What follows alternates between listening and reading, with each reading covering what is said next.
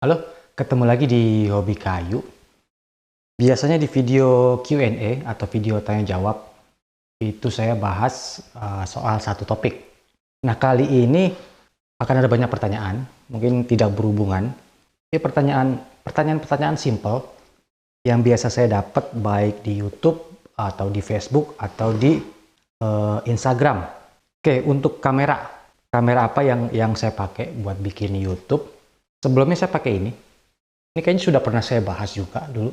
Ini Sony Handycam HDR CX. Ini CX. Oh, HDR CX 405. Saya suka pakai Handycam atau pakai video kamera karena ya bisa dibilang tidak perlu disetting. Jadi kita tinggal buka aja terus record. Nah, untuk kamera yang sekarang yang saya pakai itu Zoom Q8. Zoom Q8 ini kalau nggak salah harganya 5 jutaan. Sedangkan untuk yang Sony Handycam ini kalau nggak salah 2 jutaan lebih sedikit. Saya beli Zoom ini karena dia bisa ada external mic. Jadi dia bisa 2 external mic atau bisa juga kita sambungin ke mixer. Jadi lebih ke buat audio ya kalau untuk yang Zoom itu. Nah, kedua kamera ini mungkin kalau dibandingin kualitasnya sama DSLR atau sama mirrorless jauh. Maksudnya ini di bawah, kelas menengah ke bawah. Tapi saya pakai ini ya cuma buat, ya saya cari yang simple buat pada saat bikin project, biar nggak terlalu ribet nyeting. Topi, nah ini ada yang tanya topi saya yang sering dipakai di workshop. Topi biasa, topi gratisan. Ini punya Mowilek. Dulu saya dapat ini pas event Hobi Kayu dengan Mowilek di Bukit Tinggi, Sumatera Barat. Bor dan impact driver favorit dari yang saya punya. Bor favorit mungkin yang Hammer, kalau nggak Ritgit, Stanley. Cuma kalau Ritgit mungkin tidak dijual di Indonesia. Jadi kalau untuk yang ada di Indonesia, saya akan vote yang SBH, Stanley SBH 201 Hammer Drill. Untuk drivernya, untuk yang 18 volt, saya suka semua. Maksudnya yang saya punya, saya suka Stanley SBI 201, saya suka yang Milwaukee, saya suka yang DeWalt. Itu yang saya punya. Kalau yang saya belum punya, Bosch GDX, itu saya suka. Kalau Makita mungkin yang paling bawah itu DTD 149, itu juga saya suka. Terus pertanyaan soal water base glossy.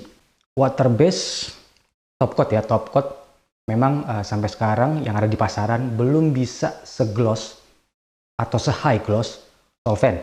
Jadi kalau untuk clear top atau top coat water base itu belum bisa ngalahin glossy-nya solvent untuk sekarang. Setting torsi bor untuk nyekrup. Sebenarnya kalau untuk torsi beda mesin, beda angkanya, maksudnya ya pakai feeling aja, mesti dites dulu. Torsi itu yang ini ya, yang di depan ini. Untuk nyekrup ya senyamannya, terus juga nanti tergantung besaran skrupnya. Yang jelas masing-masing tipe atau brand itu beda. Sambungan paling bagus buat nyambung papan, sambungan panjang maksudnya dia nyambungnya, misalkan ini papan nyambung gini ya. Kalau untuk nyambung panjang papan, paling bagus atau paling kuat itu pakai finger joint. Jadi sambungan jari itu. Tapi mungkin ya bikinnya agak susah. Paling cepat atau paling efisien ya pakai spindle mesin atau pakai router dengan mata finger joint. Rekomendasi circular saw untuk table saw. Sebenarnya kalau untuk circular saw buat kita bikin table saw, ini kemarin sempat saya bahas juga di video. Yang penting tidak bermasalah. Yang penting mesinnya tidak bermasalah, tidak terlalu goyang-goyang, terus juga matanya dia nggak goyang-goyang. Finishing natural oil atau dried oil yang tidak menguning. Setahu saya yang pernah saya pakai baik itu tang oil, linseed oil, terus juga teak oil, Danish oil, itu semuanya menguning. Dan kalau saya senang ya. Kalau saya malah senang untuk oil menguning, biar nanti seratnya lebih kelihatan. Terus kan biasanya kita pakai oil itu untuk kayu-kayu yang gelap. Jadi oil di kayu-kayu terang gitu agak kurang, ya bukan tidak bagus ya, tapi kurang bagus dibandingkan dengan yang kayu-kayu gelap. Kalau mau bikin kabinet, dicat dulu atau dirakit dulu baru dicat. Ini tergantung produknya. Kalau misalkan memungkinkan untuk dicat dulu, ya dicat dulu. Tapi jangan sampai bagian yang nanti akan dilem itu kena cat. Apalagi kalau bagian-bagiannya susah kalau dicat setelah dia dirakit. Kalau saya mungkin kebanyakan lebih ke cat belakangan ya. Saya rakit dulu semua, terus lihat mana sambungan yang kira-kira perlu didempul atau perlu dibenerin, baru terakhir dicat. Siku favorit atau rekomendasi siku. Saya belum coba banyak merek untuk siku. Tapi kalau favorit yang saya suka, yang saya punya, itu ya Kapro Combination Square. Akurasi punya saya lumayan akurasi. Terus mungkin kalau yang Kapro agak sedikit mahal, ini produk yang murah meriah. Ini produk-produk Cina. Saya suka pakai ini. Ini juga akurat, maksudnya presisi, dan harga tidak terlalu mahal. Lem kayu kering dan kayu basah. Lem kayu kering ya lem yang jenisnya PVA atau apa istilahnya, alipatik.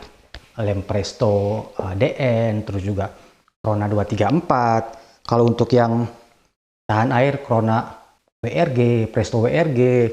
Ada juga Bio Crossbone X3, X4. Sedangkan untuk kayu basah atau kayu lembab ya lem yang basicnya atau bahannya itu PU atau polyurethane. Ada Krona PU, ada Presto PU. Kalau PU kayaknya banyak, mereknya banyak. Voltase baterai untuk Ryu dan Dolis. Waktu itu saya bikin video bor yang Dolis dengan yang Ryu. Itu ada yang tanya, beberapa ada yang tanya voltasenya sesuai nggak dengan apa yang diklaim. Yang Dolis 16 volt atau yang Ryu 20 volt. Di mana beli kayu jati Belanda? Kalau saya beli dekat rumah, karena di Jogja lumayan cukup banyak. Kayaknya mungkin kalau untuk jati Belanda diawali di Jogja kali ya dulu trennya. Kalau teman-teman mau cari di daerah teman-teman ya tinggal googling aja, cari di Google. Atau kayaknya sekarang sudah banyak di Tokopedia gitu, di Bukalapak sudah banyak yang jual kayu jati Belanda. Terus dempul yang cocok buat warna kayu jati Belanda. Nah, kayu jati Belanda itu kan warnanya beda-beda. Kadang kita beli satu ikat gitu warnanya ada yang kecoklatan, ada yang kekuningan, ada yang keputihan, ada yang dia kemerahan. Jadi kalau brand atau jenis dempul, warna dempul kayaknya tergantung bukan tergantung ya. Tidak bisa kita satu brand dempul itu bisa untuk semua janda, enggak. Jadi lebih ke trial, coba-coba. Bisa pakai ampas debu, amplasannya, bisa juga pakai ditambahin stain, macam-macam. Tapi kalau mau bagus sih, kalau untuk nutup lubang paku di kayu jati Belanda, ya pakai kayu itu lagi gitu. Jadi ditutup pakai dowelnya atau pakai kayu yang warnanya sama. Penutup pendengaran yang saya pakai namanya apa? Namanya earplug. Ini earplug namanya. Saya nggak tahu kenapa ada yang nanya. Mungkin ya belum tahu namanya. Enakan mana earplug sama yang seperti earphone? Kalau saya lebih enak earplug ya. Bukan karena dia lebih mengcancel suara, tapi nggak repot. Saya suka risih kalau pakai headphone yang besar-besar. Boleh nggak miter saw kayu untuk potong besi? Ganti matanya pakai potong besi. Kalau ditanya bisa. Tapi kalau tanya disarankan atau enggak, saya sih tidak menyarankan ya, karena kebutuhan RPM dan torsinya beda. Jadi kalau ditanya bisa enggak, ya bisa aja. Boleh enggak? Ya siapa yang mau ngelarang? Mesin kan punya teman-teman sendiri gitu. Jadi lebih ke rekomendasi untuk mesinnya. Sambungan yang biasa dipakai untuk lantai kayu dan alatnya apa? Nama sambungannya itu tang and groove. Jadi dia ada lidah dan ada mulutnya. Nah, buat bikin ini kita bisa pakai spindle mesin atau pakai table router. Untuk matanya ya disebut mata tang and groove. Ini biasanya dijual sepaket. Tapi yang perlu teman-teman perhatikan itu mata untuk mesin yang ada di meja. Jadi bukan dipakai untuk trimmer atau dipakai untuk router yang freehand, karena itu sangat berbahaya. beli jigsaw dulu atau beli circular saw dulu? Sebenarnya ya tergantung bahan yang digunakan apa, materialnya apa, terus mau bikin apa. Ini kayaknya saya mau bikin video tersendiri untuk yang jigsaw dan circular saw, mungkin ya bulan depan kali ya. Saya akan publish. Mata bensaw, apakah bisa diasah sendiri? Bisa, kita bisa pakai kikir yang biasa buat ngikir gergaji, bisa. Karena dia matanya bukan TCT, jadi tidak perlu asahan dari intan atau dari diamond. Dan yang terakhir, dust collector yang saya pakai. Yang saya pakai itu Crisbo 1 HP. Saya lupa harganya karena dulu titip ke temen. Kalau untuk power sih lumayan buat nyedot debu yang di bawah, terus juga buat nyedot debu yang ada di dalam table saw. Nah, saya beli yang 1 HP karena biar listriknya pas. Jadi pada saat saya gergaji pakai table saw, dust collectornya bisa nyala karena listrik di bunker itu seingat saya itu 3500-an, table saw saya 2500 watt dan dust collectornya 1 HP berapa? 700-800 watt. Oke, itu dia beberapa pertanyaan yang lumayan sering saya dapat dari teman-teman. Oke, semoga bisa bermanfaat, semoga bisa memberikan informasi buat teman-teman. Nanti kita ketemu lagi di video-video berikutnya. Sampai jumpa.